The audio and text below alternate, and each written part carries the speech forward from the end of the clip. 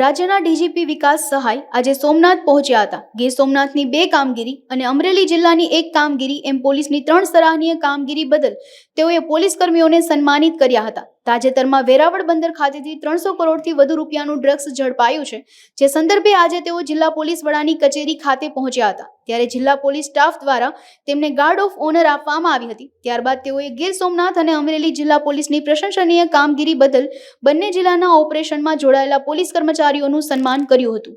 સર્વપ્રથમ તો ગુજરાત પોલીસના વડા તરીકે ગીર સોમનાથના પોલીસ અધિક્ષક શ્રી અને એમના ટીમના તમામ સભ્યોને અને પોલીસ અધિક્ષક અમરેલી અને એના ટીમના તમામ સભ્યોને ખૂબ ખૂબ અભિનંદન આપું છું. ખૂબ સારી કામગીરી બંને જિલ્લાઓમાં થઈ છે. આપણે જાણીએ છીએ કે ગીર સોમનાથ જિલ્લામાં એક નાર્કોટિક્સનો કેસ થયો છે.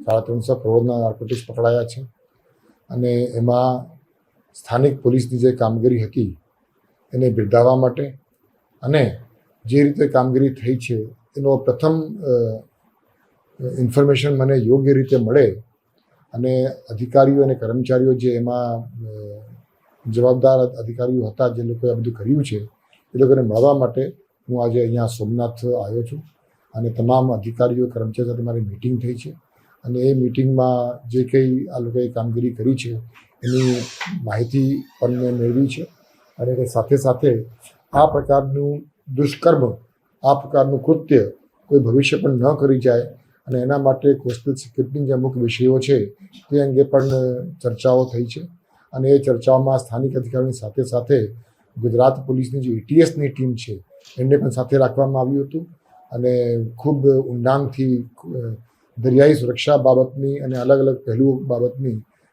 એમાં ચર્ચાઓ કરવામાં આવી છે.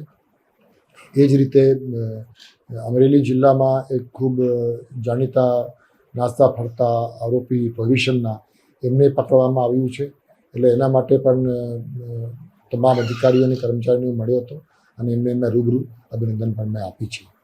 એની સાથે સાથે કેન્દ્ર સરકાર તરફથી પોલીસ સ્ટેશનોની, આખા દેશના પોલીસ સ્ટેશનોની રેન્કિંગ થાય છે અને એ રેન્કિંગની પ્રક્રિયામાં ગુજરાત રાજ્યની જે પ્રથમ રેન્ક્ડ પોલીસ સ્ટેશન હતી એવા ગીર સોમનાથ જિલ્લાના જે નવી બંદર કોસ્ટલ પોલીસ સ્ટેશન છે એને પ્રથમ રેન્ક મળ્યું છે, જેમાં માનનીય ગૃહમંત્રી શ્રી ભારત સરકાર તરફથી એક પ્રશંસાપત્ર જે આપવામાં આવી હતી એ પ્રશંસાપત્ર પણ આજે મેં SHOને મેં એનાયત કરી છે. એટલે આ 3 શુભ કામ માટે હું આજે ગીર સોમનાથ આવ્યો હતો. એ તો મેં કીધું કે ગુજરાત પોલીસના વડા તરીકે મને આ પ્રકારની જ્યારે પણ કામગીરી થાય તો મને ખૂબ ગર્વ અને આનંદની લાગણી થઈ છે અને મને એમ થયું કે બધાને જો મળવું હોય તો હું ગીર સોમનાથ આવીને બધાને મળું, કેમ કે ગુજરાત પોલીસના દરેક અધિકારી, દરેક કર્મચારીનું યોગદાન હોય છે અને એ યોગદાનનું રિકોગ્નિશન યોગ્ય સ્તરે થાય એ જરૂરી છે. બધા ત્યાં ગાંધીનગર આવે એ કદાચ શક્ય ન બને. એટલે મને એમ થયું કે રૂબરૂ અહીંયા આવેલા લોકોને મળીએ અને એ લોકોનો ઉત્સાહ અને ઉમંગમાં વધારો થાય એના માટે આપણે કામગીરી કરવાના હેતુથી હું આજે સોમનાથ આવ્યો હતો.